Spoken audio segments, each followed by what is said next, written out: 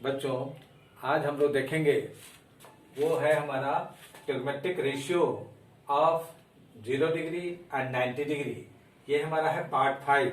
इससे पहले हम लोग 4 पार्ट के बारे में जानकारी प्राप्त कर चुके हैं और आपको वीडियो भी यूट्यूब पर आपका अवेलेबल है, आप उसको देख सकते हैं। और अभी हम लोग ये पार्ट 1 देंगे, वो है सिर्फ 0 डिग्री। उसके बाद हम लोग 90 डिग्री के बारे में डिस्कस करेंगे। तो अभी हम लोग देखें कि ये 0 डिग्री ट्रिग्नोमेट्रिक रेशियो में क्या क्या वैल्यू से वो सुशोभित होता है, उसके बारे में हम लोग अब चर्चा करेंगे। तो ये हमारा एक राइट एंगल ट्रायंगल है, वो है हमारा CAB, जहां पर एंगल B हमारा है 90 डिग्री और एंगल A जो है वह थीटा है, जो एक्यूट एंगल है। तो एक्यूट एंगल है, तो अब इसमें देखना है कि हमको ऑल ट्रिग्नोमेट्रिक रेशियो में क्या क्या वैल्यू हो सकता है। इसमें सबसे बड़ी चीज क्या है कि हम लोग एक मान लिए कि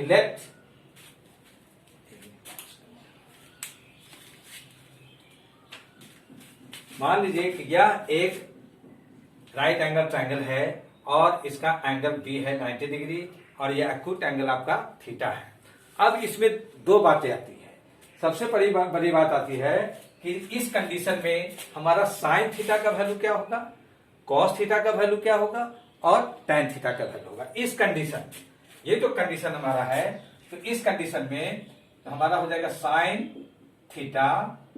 थीटा इक्वल टू होता है परपेंडिकुलर बाय हाइपोटेन्यूज। तो परपेंडिकुलर आपका क्या है, यह है BC, हाइपोटेन्यूज आपका क्या है AC। तो आप इसको लिखेंगे BC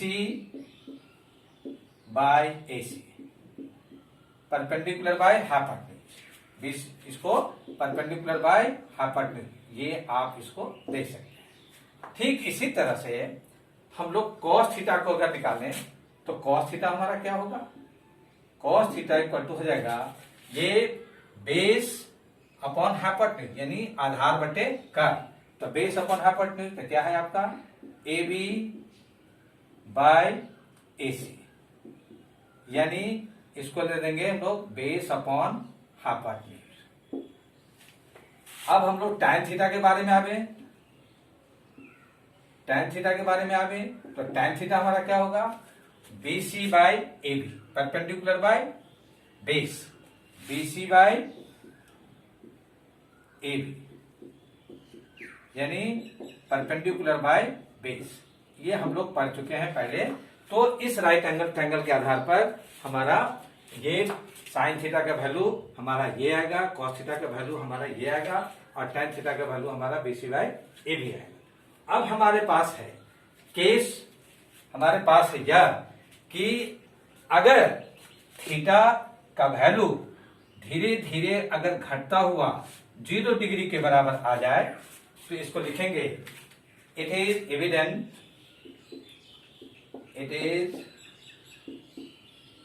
एविडेंट दैट, अब क्या क्या है इसमें लिखेंगे कि एज थीटा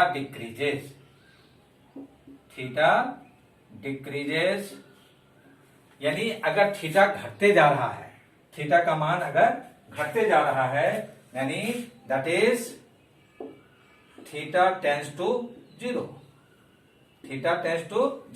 ये 0 की ओर अगर वो अग्रसित होता जा रहा है तो हमारा क्या होगा, यह जो BC है, यह BC जो परपेंडिकुलर है वह धीरे धीरे रिड्यूस होता जाएगा, यानी then BC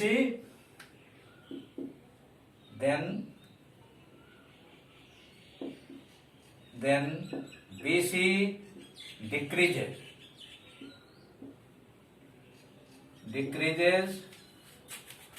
to 0,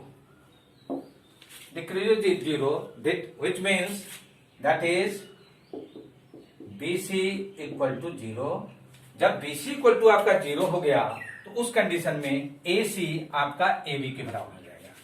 in that case AC equal to AB। अब यह घटना घटेगी कब, जब थीटा का मान हमारा वो धीरे धीरे घट करके 0 डिग्री के बराबर आ जाए, यानी यह पूरा उठ करके धीरे धीरे वो बी पर आ जाए, यानी सी जो है पॉइंट वो कोइंसाइड कर जाए बी पर। तो बी पर जब कोइंसाइड करेगा तो एसी हमारा जो होगा वो ए बी के बराबर हो जाएगा, यानी बीसी हमारा उस कंडीशन में 0 हो जाएगा, यानी परपेंडिकुलर उस कंडीशन में हमारा 0 हो जाएगा। तो इस कंडीशन में अब हम देखेंगे कि साइन थीटा का मान क्या होगा जब वह 0 के बराबर आ गया, यानी बीसी अगर 0 के बराबर आ गया और एसी अगर ए बी के बराबर आ गया, तब देखें कि साइन थीटा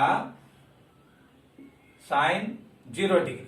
अब यहां पर 0 डिग्री जब लाएंगे तो साइन 0 डिग्री बराबर क्या होगा, जरा सा देखिए। बीसी आपका क्या है, तो बीसी आपका 0 है, तो आप यहां 0 डाल दीजिए। और एसी आपका क्या है, तो AC that is equal to A B, तो एसी ही रहने दीजिए। तो 0 by anything that is equal to 0, that is equal to 0, यानी इसका मान हो गया 0। इसीलिए साइन 0 डिग्री का वैल्यू वो क्या होगा, 0 के बराबर हो जाएगा। ठीक, अब अगर हमको कोसेक 0 डिग्री लेना है, तो कोसेक 0 डिग्री अगर लेना है तो क्या होगा, AC बाई 0, AC बाई 0। तो AC बाई 0 का मतलब क्या हो गया कि anything by 0 that is equal to infinity, यानी अनडिफाइंड इसको बोला जाता है। तो आप अनडिफाइंड लिख दीजिए या इसको इन्फिनिटी भी शो कर सकते हैं इन्फिनिटिव के रूप में। ठीक, अब आइए कॉस थीटा, कॉस 0 डिग्री के बराबर, तो कॉस 0 डिग्री क्या है, ए बी बाई ए सी, तो ए बी बाई ए सी। अब देखिए ए बी बाई ए सी, लेकिन यहां पर ए सी किसके बराबर है, ए बी के बराबर है, तो आप A B by A B कर दीजिए, कोई दिक्कत नहीं है, यानी A B by A B. क्यों, ए सी किसके बराबर है, ए बी के बराबर है, तो ये कट करके हो जाएगा कितने के बराबर, 1, यानी cos 0 डिग्री का जो वैल्यू होगा वो 1 के बराबर होगा। ठीक है, यहां पर आप लिख सकते हैं कि since AC equal to A B, ये आप अपने जानकारी के लिए रख सकते हैं। तो cos 0 डिग्री का वैल्यू क्या हो गया, 1। तो ठीक, sec 0 डिग्री का वैल्यू क्या होगा, sec 0 डिग्री का वैल्यू भी आपका उसी अनुसार से बदलेगा, यानी ये हो जाएगा AC by A B, AC by A B. फिर आप AC की जगह पर ए बी डाल दीजिए, और यह ए बी आपका यहाँ पर ऑलरेडी है, ये कट के फिर क्या हो जाएगा, 1। तो 1 का रेसिप्रोकल क्या होगा, 1, जैसे 0 का रेसिप्रोकल हो गया यहाँ पर इन्फिनिटी, 1 का हो गया 1। अब आगे हम लोग tan 0 डिग्री। अब आइए यहाँ पर tan 0 डिग्री, तो tan 0 डिग्री आपका क्या है, देखिए यहां पर जब लेंगे तो BC बाई ए बी है, तो BC बाई ए बी, तो BC की जगह पर क्या लिखेंगे, 0, BC आपका 0 दिया हुआ है, तो यहां पर लिखेंगे 0 बाई ए बी, तो 0 by A B that is equal to क्या हो गया, 0, यानी tan 0 डिग्री का वैल्यू भी हो गया 0 के बराबर। ठीक है, अब आवे cot 0 डिग्री, cot 0 डिग्री ये आएगा A B by BC, A B by BC, तो ए बी हो गया आपका रहेगा, अब BC हो गया आपका 0, यानी ये हो गया अनडिफाइंड यानी इन्फिनिटी। तो इस तरीके से आप देखेंगे कि जैसे जैसे यह जो हमारा रिड्यूस करते जा रहा है, यह जो वैल्यू देख रहे हैं यहाँ पर AC, यह जैसे जैसे 0 डिग्री के बराबर आते जा रहा है, यानी नीचे की ओर सिमटता जा रहा है, तो ये लेंथ जो हमारा परपेंडिकुलर लेंथ है वह 0 के बराबर होता जा रहा है, यानी it is evident that as theta decreases, that is theta tends to 0, then BC decreases to 0, यानी जब BC जो है हमारा वो 0 के बराबर हो जाएगा, यानी BC इक्वल टू 0, उस कंडीशन में हमारा AC जो होगा वह AC AB के बराबर हो जाएगा, यानी वह जाकर के जब C B को कोइंसाइड करेगा तो AC हमारा AB के बराबर हो जाएगा। इसलिए हमने लिखा कि AC इक्वल टू AB, और इसी का मान हमने इसमें पुट किया, और जब पुट करेंगे तो sine 0 degree equal to 0, cos 0 degree equal to 1, cosec 0 degree equal to infinity, और sec 0 डिग्री इक्वल टू 1, फिर tan 0 डिग्री इक्वल टू 0 और cot 0 degree equal to infinity. तो ये मान जो आप देख रहे हैं, ये 0 डिग्री का जो मान होगा ऑल ट्रिग्नोमेट्रिक रेशियो के लिए, सभी त्रिकोणमितीय रेशो के अनुपात के लिए साइन, कॉस, टैन, कॉट, सेक, कोसेक, हाँ, और कॉट, ये जितना भी है सबका मान अलग अलग आप निकाल सकते हैं।